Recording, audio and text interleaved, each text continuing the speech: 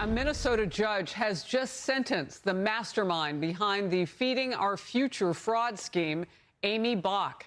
She just got more than 41 years in. I question why the Attorney General's office and no one within that organization has been held accountable. Again, we alerted them. We said we have fraud. Good afternoon, beautiful people, and happy Sunday. Well, after years of investigations, raids, guilty pleas, and hundreds of millions of taxpayer dollars disappearing, the woman prosecutors called the mastermind of the Feeding Our Future scandal has finally been sentenced. Aimee Bock, the founder of Feeding Our Future, was sentenced to more than 41 years in federal prison for her role in what federal prosecutors have described as the largest pandemic fraud scheme in American history. The fraud involved roughly $250 million intended to feed hungry children during the COVID pandemic. Instead, enormous amounts of that money were diverted into luxury homes, expensive vehicles, jewelry, businesses, and personal bank accounts. And while most people expected Bock to spend her sentencing hearing apologizing and accepting responsibility, she instead delivered a very different message. She says that she is being turned into a scapegoat. Welcome to Nellie Miranda.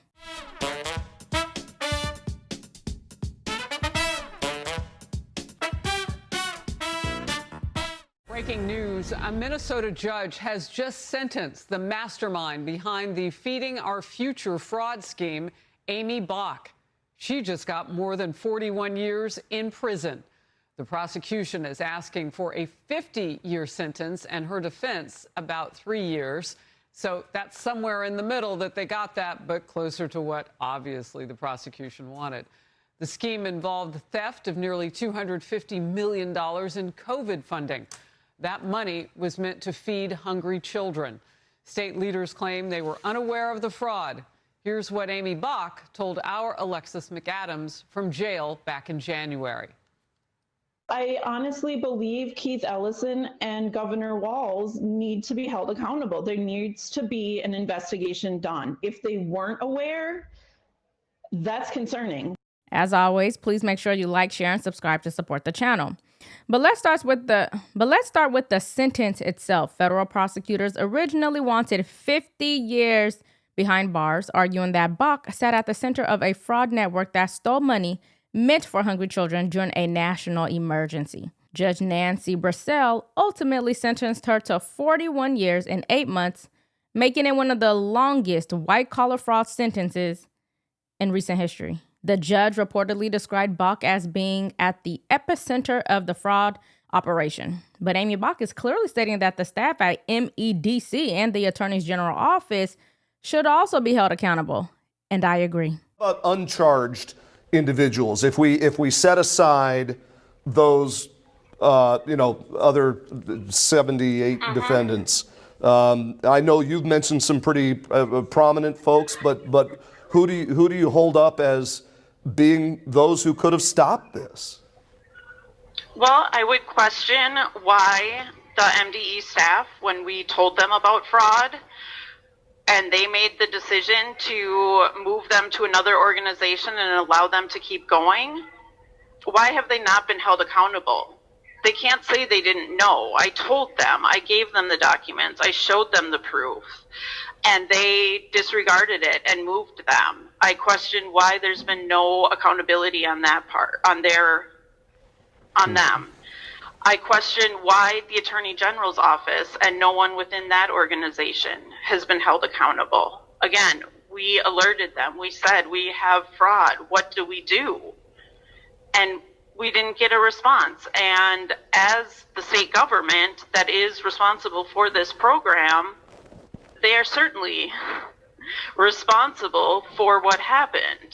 Now, if you followed this story from the beginning, you know Feeding Our Future wasn't a small operation. The nonprofit's federal funding exploded from just a few $1 million to over $200 million during the pandemic. Prosecutors say fake meal counts were submitted. Fake attendance records were created.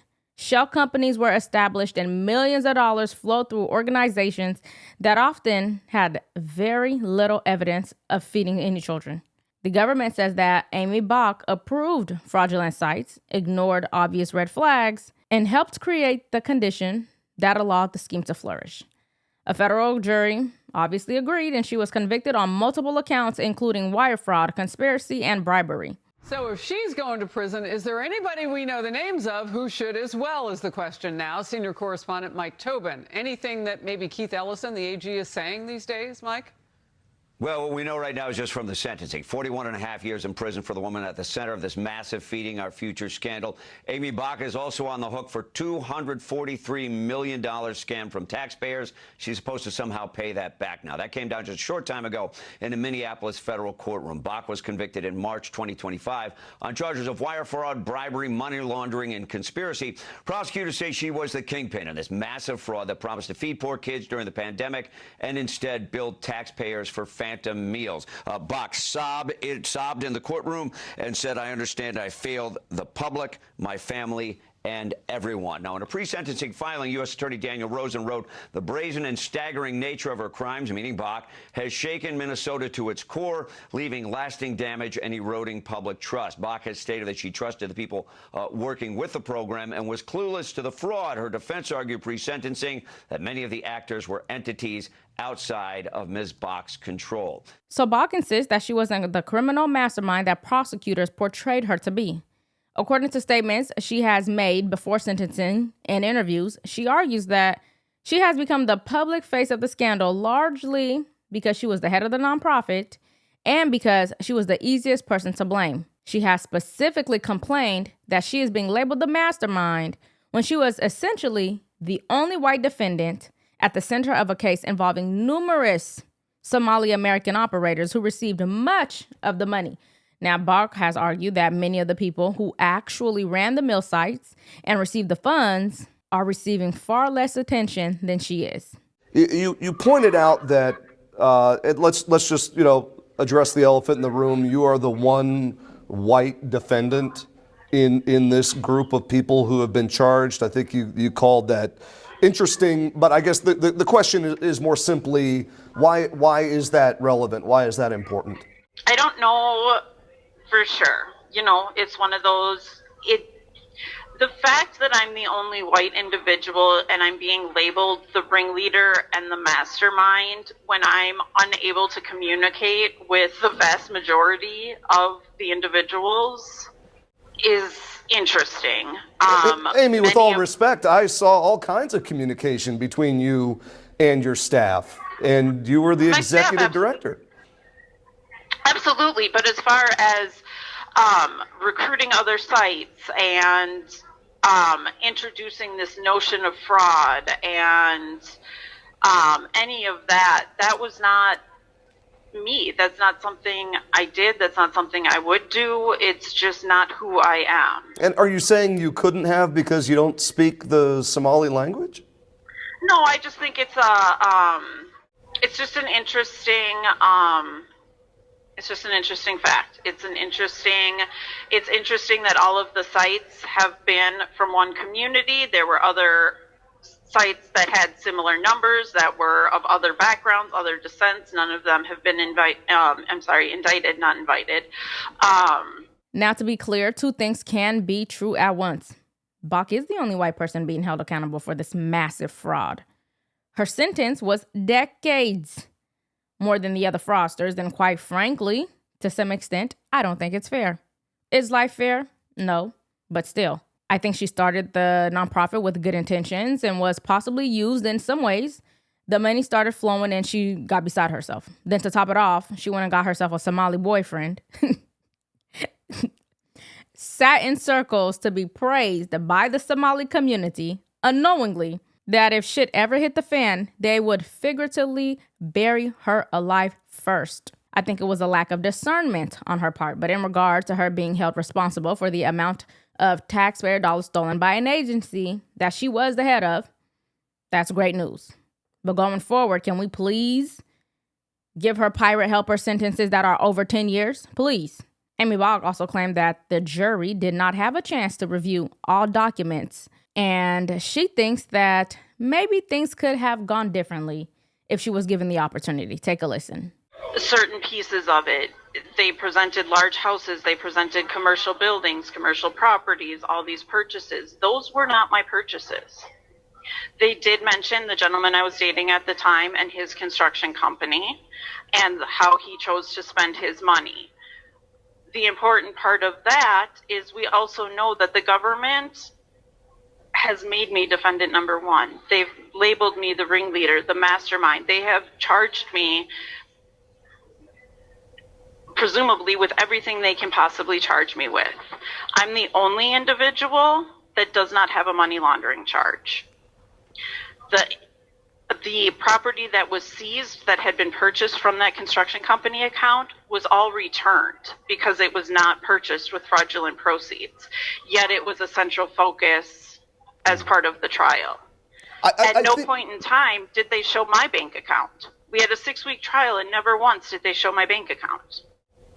And so I think it was difficult for the jury to separate out pieces and to understand and see that, like I said, there was a lot of documents we weren't allowed to introduce that showed some of the protections we had in place within the company, that showed I was the only one reporting fraud. And they didn't get to see that. But stepping back, I think the reason this case has gotten so big, bigger than Aimee Bock, is because the scandal evolved into a broader conversation about government accountability. The Feeding Our Future story is not just a fraud story, it is a government oversight story. The lack of government oversight. It's a story about what happens when massive amount of taxpayer money are rushed out the door with limited verification. We're seeing this time and time again across the country. COVID relief fraud, PPP loan fraud, unemployment fraud, housing fraud, just about every social program fraud. Whenever huge amounts of money move quickly with reduced oversight, bad actors tend to show up. The Feeding Our Future case just happened to become one of the largest examples. But what are your thoughts? Do you believe Aimee Bock was truly the mastermind behind the entire scheme, or do you think state agencies, regulators, and elected officials should face more scrutiny for allowing the fraud to continue for so long? Because I refuse to believe state and elected officials had no idea. Let me know in the comments. Another thing, she did mention that there were lots of Asians involved in this fraud, or lots of Mexicans involved in this fraud. And hell, we wouldn't have known it because we don't see any of them being convicted, sentenced, nothing. Anyways, let me know your thoughts in the comments. And if you got any value from today's video, please make sure you like, share, and subscribe to support the channel and ring the bell so you never miss a video. Thanks for watching, and I'll see you in the next one.